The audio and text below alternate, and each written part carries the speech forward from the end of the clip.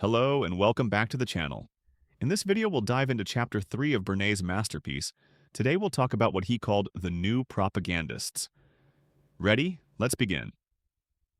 Who are the men who, without our realizing it, give us our ideas, tell us whom to admire and whom to despise, what to believe about the ownership of public utilities, about the tariff, about the price of rubber, about the Dawes Plan, about immigration? Who tell us how our houses should be designed, what furniture we should put into them, what menus we should serve at our table, what kind of shirts we must wear, what sports we should indulge in, what plays we should see, what charities we should support, what pictures we should admire, what slang we should affect, what jokes we should laugh at. If we set out to make a list of the men and women who, because of their position in public life, might fairly be called the molders of public opinion, we could quickly arrive at an extended list of persons mentioned in Who's Who. It would obviously include the President of the United States and the members of his cabinet, the senators and representatives in Congress, the governors of the 48 states, the presidents of the chambers of commerce in our 100 largest cities, the chairman of the boards of directors of our 100 or more largest industrial corporations, the president of many of the labor unions affiliated in the American Federation of Labor, the national president of each of the national professional and fraternal organizations, the president of each of the racial or language societies in the country, the 100 leading newspaper and magazine editors, the 50 most popular authors, the presidents of the 50 leading charitable organizations, the 20 leading theatrical or cinema producers, the 100 recognized leaders of fashion, the most popular and influential clergymen in the 100 leading cities, the presidents of our colleges and universities, and the foremost members of their faculties, the most powerful financiers in Wall Street, the most noted amateurs of sports, and so on. Such a list would comprise several thousand persons. But it is well known that many of these leaders are themselves led, sometimes by persons whose names are known to few.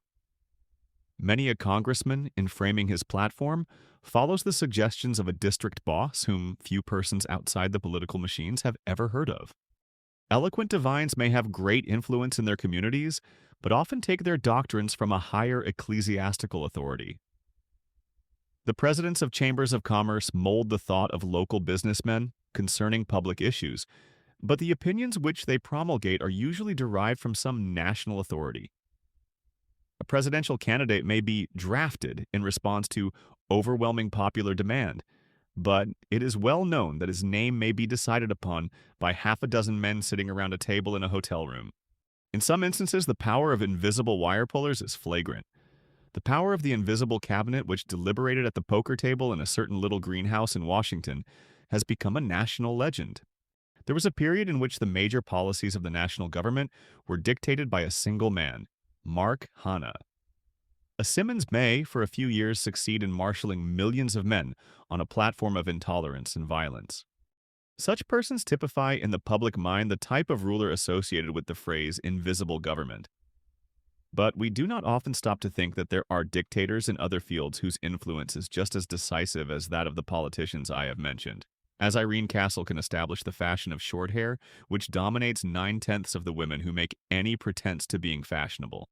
Paris fashion leaders set the mode of the short skirt, for wearing which 20 years ago, any woman would simply have been arrested and thrown into jail by the New York City police. And the entire women's clothing industry, capitalized at hundreds of millions of dollars, must be reorganized to conform to their dictum. There are invisible rulers who control the destinies of millions. It is not generally realized to what extent the words and actions of our most influential public men are dictated by shrewd persons operating behind the scenes. Now, what is still more important, the extent to which our thoughts and habits are modified by authorities. In some departments of our daily life in which we imagine ourselves free agents, we are ruled by dictators exercising great power. A man buying a suit of clothes imagines that he is choosing, according to his taste and his personality, the kind of garment which he prefers. In reality, he may be obeying the orders of an anonymous gentleman tailor in London. This personage is the silent partner in a modest tailoring establishment, which is patronized by gentlemen of fashion and princes of blood. He suggests to British noblemen and others a blue cloth instead of gray, 2 buttons instead of 3, or sleeves a quarter of an inch narrower than last season. The distinguished customer approves of the idea. But how does this fact affect John Smith of Topeka? The gentleman tailor is under contract with a certain large American firm which manufactures men's suits to send them instantly the designs of the suits chosen by the leaders of London fashion. Upon receiving the designs with specifications as to color, weight, and texture, the firm immediately places an order with the cloth makers for several $100,000 worth of cloth.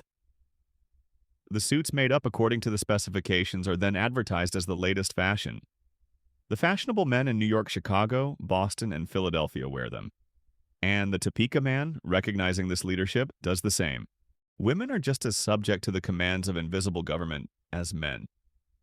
A silk manufacturer seeking a new market for its product suggested to a large manufacturer of shoes that women's shoes should be covered with silk to match their dresses. The idea was adopted and systematically propagandized. A popular actress was persuaded to wear the shoes. The fashion spread. The shoe firm was ready with the supply to meet the created demand, and the silk company was ready with the silk for more shoes. The man who injected this idea into the shoe industry was ruling women in one department of their social lives. Different men rule us in the various departments of our lives. There may be one power behind the throne in politics, another in the manipulations of the federal discount rate, and still another in the dictation of next season's dances. If there were a national invisible cabinet ruling our destinies, a thing which is not impossible to conceive of, it would work through certain group leaders on Tuesday for one purpose, and through an entirely different set on Wednesday for another. The idea of invisible government is relative. There may be a handful of men who control the educational methods of the great majority of our schools. Yet from another standpoint, every parent is a group leader with authority over his or her children. The invisible government tends to be concentrated in the hands of the few because of the expense of manipulating the social machinery which controls the opinions and habits of the masses. To advertise on a scale which will reach 50 million persons is expensive. To reach and persuade the group leaders who dictate the public's thoughts and actions is likewise expensive. For this reason, there is an increasing tendency to concentrate the functions of propaganda in the hands of the propaganda specialist. This specialist is more and more assuming a distinct place and function in our natural life. New activities call for new nomenclature.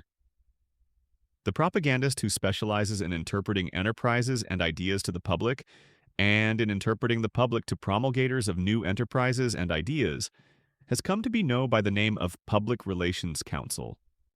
The new profession of public relations has grown up because of the increasing complexity of modern life and the consequent necessity for making the actions of one part of the public understandable to other sectors of the public. It is due, too, to the increasing dependence of organized power of all sorts upon public opinion. Governments, whether they are monarchical, constitutional, democratic, or communist, depend upon acquiescent public opinion for the success of their efforts, and, in fact, government is government only by virtue of public acquiescence.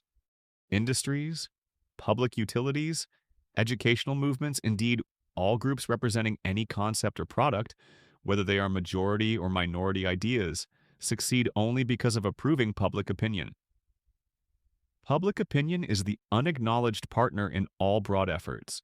The Public Relations Council, then, is the agent who, working with modern media of communications and the group formations of society, brings an idea to the consciousness of the public. But he is a great deal more than that. He is concerned with courses of action, doctrines, systems, and opinions, and the securing of public support for them. He is also concerned with tangible things such as manufactured and raw products. He is concerned with public utilities, with large trade groups and associations representing entire industries. He functions primarily as an advisor to his client, very much as a lawyer does. A lawyer concentrates on the legal aspects of his client's business. A counsel on public relations concentrates on the public contacts of his client's business. Every phase of his client's ideas, products, or activities which may affect the public, or in which the public may have an interest, is part of his function. For instance, in the specific problems of the manufacturer, he examines the product, the markets, the way in which the public reacts to the product, the attitude of the employees to the public and towards the product. and the cooperation of the distribution agencies. The Counsel on Public Relations, after he has examined all these and other factors, endeavors to shape the actions of his client so that they will gain the interest, the approval, and the acceptance of the public. The means by which the public is apprised of the actions of his client are as varied as the means of communication themselves, such as conversation, letters, the stage, the motion picture, the radio, the lecture platform, the magazine, the daily newspaper. The Counsel on Public Relations is not an advertising man, but he advocates advertising where that is indicated. Very often he is called in by an advertising agency to supplement its work on behalf of a client. His work and that of the advertising agency do not conflict with or duplicate each other. His first efforts are naturally devoted to analyzing his client's problems and making sure that what he has to offer the public is something which the public accepts or can be brought to accept.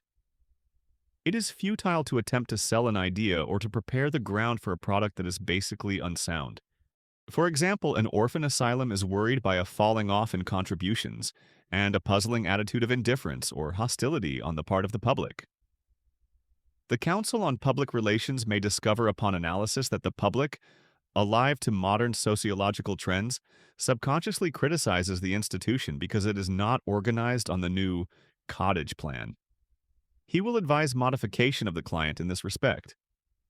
Or a railroad may be urged to put on a fast train for the sake of the prestige which it will lend to the road's name, and hence to its stocks and bonds. If the corset makers, for instance, wish to bring the product into fashion again, he would unquestionably advise that the plan was impossible since women have definitely emancipated themselves from the old-style corset. Yet his fashion advisors might report that women might be persuaded to adopt a certain type of girdle, which eliminated the unhealthful features of the corset. His next effort is to analyze his public. He studies the groups which must be reached and the leaders through whom he may approach these groups. Social groups, economic groups, geographical groups, age groups, doctrinal groups, language groups, cultural groups, all these represent his divisions through which, on behalf of his client, he may talk to the public. Only after this double analysis has been made and the results collated has the time come for the next step, the formulation of policies governing the general practice, procedure, and habits of the client in all those aspects in which he comes in contact with the public. And only when these policies have been agreed upon is it time for the fourth step. The first recognition of the distinct functions of the Public Relations Council arose, perhaps, in the early years of the present century as a result of the insurance scandals coincident with the muckraking of corporate finance in the popular magazines. The interests thus attacked suddenly realized that they were completely out of touch with the public they were professing to serve, and required expert advice to show them how they could understand the public and interpret themselves to it. The Metropolitan Life Insurance Company, prompted by the most fundamental self-interest, initiated a conscious, directed effort to change the attitude of the public toward insurance companies in general, and toward itself in particular, to its profit and the public's benefit. It tried to make a majority movement of itself by getting the public to buy its policies. It reached the public at every point of its corporate and separate existences. To communities, it gave health surveys and expert counsel. To individuals, it gave health creeds and advice. Even the building in which the corporation was located was made a picturesque landmark to see and remember, in other words, to carry on the associative process. And so this company came to have a broad general acceptance. The number and amount of its policies grew constantly as its broad contacts with society increased. Within a decade, many large corporations were employing public relations counsel under one title or another, for they had come to recognize that they depended upon public goodwill for their continued prosperity. It was no longer true that it was none of the public's business how the affairs of a corporation were managed. They were obliged to convince the public that they were conforming to its demands as to honesty and fairness. Thus, a corporation might discover that its labor policy was causing public resentment, and might introduce a more enlightened policy solely for the sake of general goodwill. Or a department store, hunting for the cause of diminishing sales, might discover that its clerks had a reputation for bad manners, and initiate formal instruction in courtesy and tact. The public relations expert may be known as public relations director or counsel. Often he is called secretary or vice president or director. Sometimes he is known as cabinet officer or commissioner. By whatever title he may be called, his function is well defined and his advice has definite bearing on the conduct of the group or individual with whom he is working. Many persons still believe that the Public Relations Counsel is a propagandist and nothing else. But on the contrary, the stage at which many suppose he starts his activities may actually be the stage at which he ends them. After the public and the client are thoroughly analyzed and policies have been formulated, his work may be finished. In other cases, the work of the Public Relations Counsel must be continuous to be effective. For in many instances, only by a careful system of constant, thorough, and frank information will the public understand and appreciate the value of what a merchant, educator, or statesman is doing. The Council on Public Relations must maintain constant vigilance because inadequate information or false information from unknown sources may have results of enormous importance. A single false rumor at a critical moment may drive down the price of a corporation's stock, causing a loss of millions to stockholders. An air of secrecy or mystery about a corporation's financial dealings may breed a general suspicion capable of acting as an invisible drag on the company's whole dealings with the public. The Council on Public Relations must be in a position to deal effectively with rumors and suspicions, attempting to stop them at their source, counteracting them promptly with correct or more complete information through channels which will be most effective, or best of all establish such relationships of confidence in the concern's integrity that rumors and suspicions will have no opportunity to take root. His function may include the discovery of new markets, the existence of which had been unsuspected. If we accept public relations as a profession, we must also expect it to have ideals and ethics. The ideal of the profession is a pragmatic one. It is to make the producer, whether that producer be a legislature making laws or a manufacturer making a commercial product, understand what the public wants and to make the public understand the objectives of the producer. In relation to industry, the ideal of the profession is to eliminate the waste and the friction of that result when industry does things or makes things which its public does not want, or when the public does not understand what is being offered it. For example, the telephone companies maintain extensive public relations departments to explain what they are doing, so that energy may not be burned up in the friction of misunderstanding.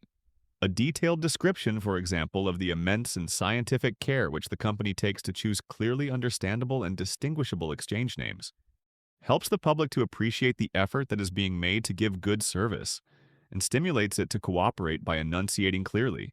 It aims to bring about an understanding between educators and educated, between government and people, between charitable institutions and contributors, between nation and nation.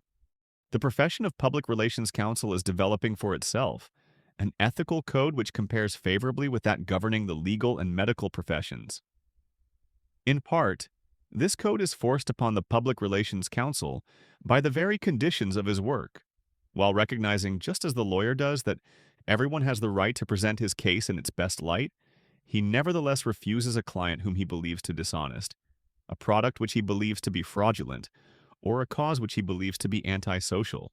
One reason for this is that, even though a special pleader, he is not dissociated from the client in the public's mind. Another reason is that while he is pleading before the court of public opinion, he is at the same time trying to affect that court's judgments and actions. In law, the judge and jury hold the deciding balance of power.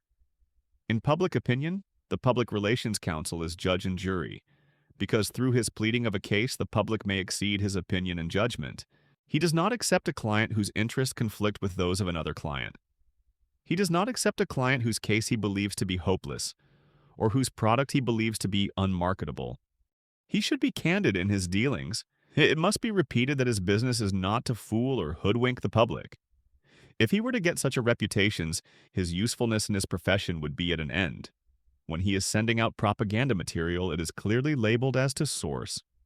The editor knows from whom it comes and what its purpose is and accepts or rejects it on its merits as news.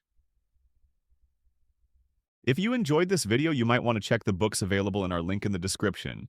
There you'll find many fundamental marketing books in different languages, and don't forget to subscribe to the channel for more persuasion-related content. See you in the next one.